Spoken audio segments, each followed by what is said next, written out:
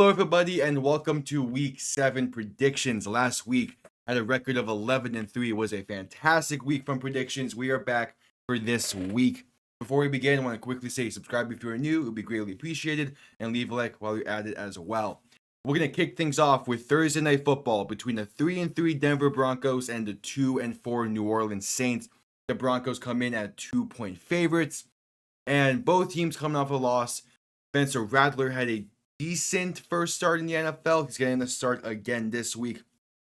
Denver, a tough loss to the Chargers, but come the fourth quarter, they were getting the groove of things. They were putting drives together. Just couldn't quite come back in that one. Their defense still played decent enough, only giving them 23 points. Meanwhile, New Orleans defense gave up 51. Not a great game for the Saints. The Broncos, again, both teams looking to bounce back. The Broncos on the road. I do like the Broncos to win this one. I think they have shown enough this season, while New Orleans are on a 4-game losing streak. I'm not sure when they'll break it, but I don't think it will be this week. Now, for the London game, the New England Patriots at 1-5 are traveling to London to play the 1-5 Jacksonville Jaguars. The Jaguars are actually 5.5-point favorites in this one. Drake May looked solid enough in his first start. He turned the ball over himself 3 times, 2 interceptions, and a fumble, but it was against a really good Houston Texans defense. And to be fair, he did also have a few passing touchdowns in that one. Jacksonville got their asses handed to them by the Chicago Bears the previous week, also in London. So the Jaguars are staying an extra week, so they're used to the time change by now, while New England is just getting there. That did help Jacksonville last year when they beat Buffalo in London last year. But they're just not a good team. It is very clear that Doug Peterson has lost the locker room at this point. And probably the only reason he wasn't fired after last week was because they were playing in London again this week. So I'm going to go with the New England Patriots. I do think Drake May is going to have a better second start against a bad Jacksonville defense. Next up, the Seattle Seahawks at 3-3 are traveling to the Atlanta Falcons, who are 4-2. Falcons are 2.5-point favorites. The Seahawks, a 3-game losing streak, including a tough loss to the 49ers on Thursday Night Football last week. But still, for the most part, they're playing decent football. The thing is, Geno Smith just made some inaccurate passes. There was miscommunication last week against the 49ers, and the defense just couldn't quite do enough. Atlanta, a nice win against the Carolina Panthers the previous week. They're finding their groove. They found that offense and that chemistry amongst the entire team. They're looking really good, looking to begin to start stacking up wins left and right. The game is in Atlanta. Give me the Atlanta Falcons. Kirk Cousins, I think he's in store for another big 300+ yard day. And then the ground game for Atlanta was fantastic last week. The Tennessee Titans are traveling to the Buffalo Bills. The Titans are 1-4 on the season. The Bills are 4-2. The Bills are also 8.5-point favorites. Bills a tight win against the Jets the previous week. The Colts a tight loss against the Indianapolis Colts the previous week. And the Bills just traded for Amari Cooper. I don't know how big of a factor that will be for this upcoming week, but going forward, it will be a big factor. But even then, the Bills offense did not look the greatest. They played an undisciplined style of play. 10 penalties they had against them. But they are playing Tennessee. This game is in Buffalo. I do have the Buffalo Bills winning. Josh Allen is just a beast of a quarterback, playing really well. They broke a 2-game skid with that win against the Jets, and they're ready to get back to a win streak.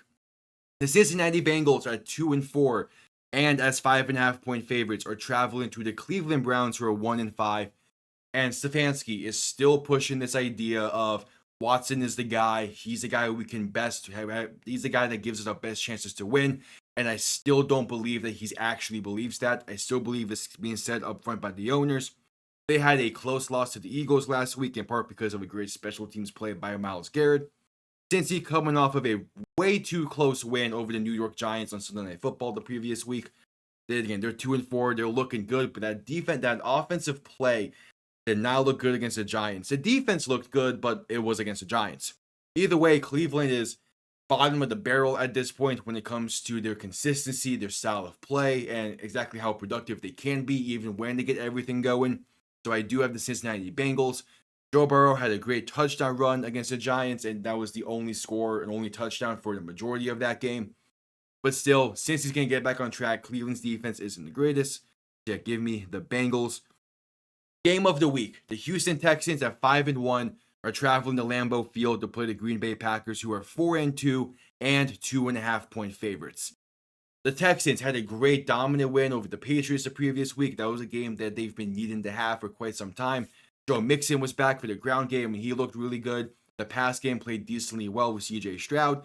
Stephon Diggs had a touchdown grab, and I believe maybe even two.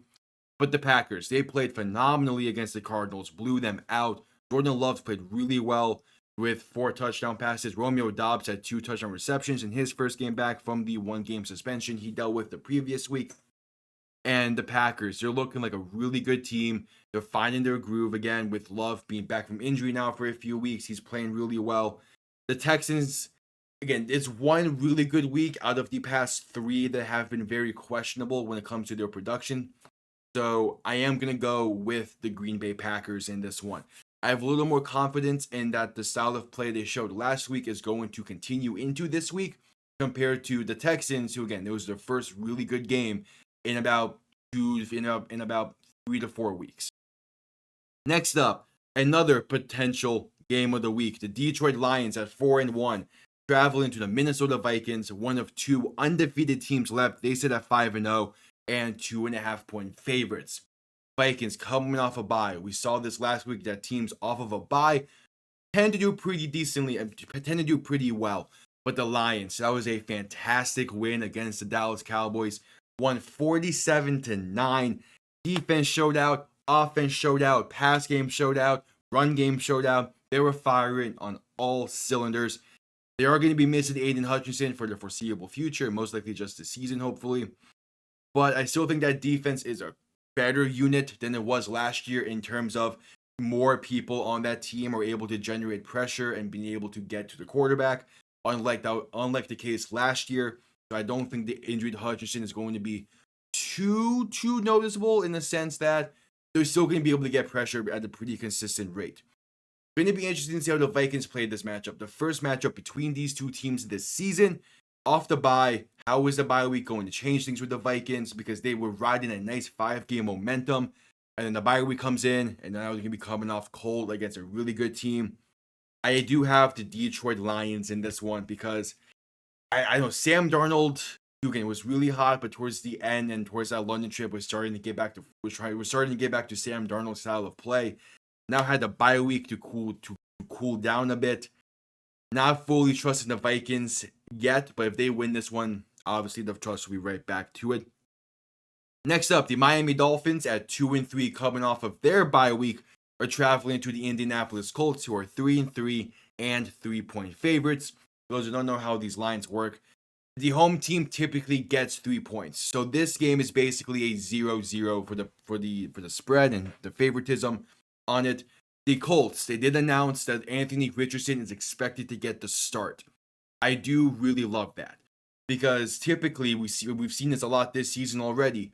When players come back from injuries, they start off cold for at least a half a play. Now Miami off the bye, but their defense is still a really solid defense. That's not been the issue the Dolphins have been facing this season. The question is, can they score against this Colts defense? The Colts defense is not a good run defense.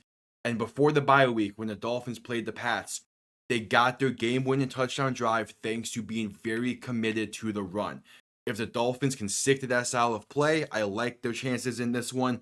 I am a Dolphins fan, so I'm going to say I have Miami winning this one with the hope that they pound the rock down the Colts' throats until they can't take it anymore. Next up, the Philadelphia Eagles, as 3.5-point favorites and at the record of 3-2, are traveling to MetLife Stadium to play the New York Giants, who are 2-4. Both teams had very ugly week 6s. The difference is the Eagles got a win off of the ugliness, the Giants did not. I don't know what's going on with either of these teams. Both teams, to me, have more talent than what their record shows and what their production and on-field play shows. That being said, Philly has been the closest to actually showing that they have the talent. compared to the Giants, so I do have the Eagles winning this game. I expect Saquon to have himself a solid day against this Giants run defense. I expect AJ Brown and Devonta Smith to have good days again. This feels like the kind of game that the Eagles need to be able to rejuvenate themselves and remember, hey, we are an elite team. So yeah, I do have the Eagles winning this one. Not much to really say about the Giants besides the fact that it was a tough loss and Daniel Jones is just not the guy, it seems. Next up, the Las Vegas Raiders at 2-4 are traveling to the Los Angeles Rams, who are 1-4 and 6.5-point favorites. 6.5 points feels like a lot in this one, but the Raiders did just trade Davante Adams over to the New York Jets. We'll talk about that one very quickly. We'll talk about that one here shortly.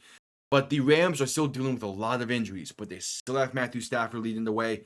They're coming off of their bye week, so they got a little bit healthier, able to just reset and retool and trying to figure out how to go for the rest of the season. Aiden O'Connell is still getting the start for the Raiders. This game is going to be ugly. I feel like it's going to be closer than 6.5 points. But nonetheless, I do have the Rams winning. Matthew Stafford is a great leader for that locker room. He's going to find ways to make plays when they need to late in what should be a relatively close game. So I go with the veteran. I go with Matthew Stafford, who has made great comebacks in the past. Next up, the Carolina Panthers at 1-5 are traveling to the Washington Commanders, who are 4-2 and 7.5-point favorites in this one. The Commanders had a very tight game against the Ravens. They just couldn't run the ball, in part because they didn't want to run the ball with Brian Robinson out, which is an issue. If you're gonna win, you're gonna need to run the ball as well as pass the ball, which they did well against the Ravens defense. I expect them to be a little bit more committed to the run this week, in part because the Panthers do not have a good run defense. They gave up over 200 yards on the ground to the Atlanta Falcons the previous week. And again, Jaden Daniels has been surgical with the ball. He's playing really well, taking care of the ball, going for touchdowns, hitting Terry McLaurin when needed. And the Panthers are just not a good team. I thought they were going to be better this season, but they just have not been able to put the pieces together. So I do have the Commanders winning this one. It's going to be a good day for Jaden Daniels. It's going to be a great day for that Commanders defense. And this is the perfect game to have as a bounce back game. Next up, the Kansas City Chiefs, the other 5-0 team on the season, are traveling to the San Francisco 49ers for a Super Bowl rematch. The Niners are 3-3 and are 1.5-point favorites in this. The Chiefs coming off the bye week. Kelce had a much bigger role in their game before the bye, and it was great to see the Chiefs offense really started to get things going once they got Kelce more involved. Mahomes is still Mahomes. I have the Chiefs winning this game. The absence of CMC has been hurting the Niners too much. And against the Chiefs, where they couldn't beat them last season when they had everyone, missing CMC is gonna hurt. This Chiefs defense is still a great defense. The Chiefs offense is finding their rhythm at the perfect time with getting Kelce more involved, although they kind of were forced to. They're still getting Kelce involved. Give me the Chiefs in this one. Sunday Night Football, the New York Jets at 2-5 and 1.5-point favorites travel to Pittsburgh, Pennsylvania to play the Steelers, who are 4-2. So the Jets, a tight loss, and there's some miscommunication on that interception thrown by Rodgers. So to combat that, they went out and traded for Davante Adams. This trade was inevitable, but just because it was inevitable does not mean it was a good decision. I do not like this trade for the Jets, in part because the pass game and the receiving core is far, and I mean far, from the biggest issue this team has. And now they're playing a Steelers defense led by TJ Watt, who will 100% pick apart their biggest issue, aka that offensive line, in particular Tyron Smith off the left tackle position. He did not do a good job against AJ Epinesa on Monday Night Football this past week.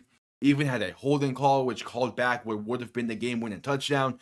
Just he's having a rough season, and now he needs to block TJ Watt. And that fantastic Steelers defense, I do have the Steelers winning this game. And this is also with Russell Wilson potentially being the starter. I feel like with Wilson behind center, the Steelers pass game will look a lot better than compared to with Justin Fields, but there is that kind of exchange. For not having Fields' mobility, you're gaining Wilson's pass ability and the way he's able to read the defense. But you're losing the mobility factor that Fields brought to you. Najee Harris had a great game against the Raiders, and this Jets run defense was basically non-existent against the Bills, even though the Bills didn't want to utilize it. So yeah, that's why I have the Steelers. One of two Monday Night Football games, and this is a potential for game of the week. This should be a great game. The Baltimore Ravens are traveling to the Tampa Bay Buccaneers. Both teams at 4-2. Both teams coming off of a great wins the previous week, but the Ravens are 3.5-point favorites. So the Ravens, a great game. They bounced back from throwing an interception early. Lamar had a great day. Derrick Henry had a great day. Just all around was a fantastic performance from that Ravens offense. The defense had a little hiccups here and there, but they stand tall when they needed to. Tampa, a fantastic bounce back week against the Saints. 51 points scored, over 200 yards on the ground, which probably won't be that big of a factor. But then you look at the other way, Baker Mayfield threw for over 300 yards and 4 touchdowns. So the Buccaneers can beat you in any way. This game is being played at Raymond James Stadium. I have the Buccaneers. I am really high on Tampa. I am really high on their defense, even though against the Falcons it didn't do a whole lot, but they showed up again against the Saints. They've showed up multiple times this season against really quality teams, included the Detroit Lions. So I do have the Tampa Bay Buccaneers.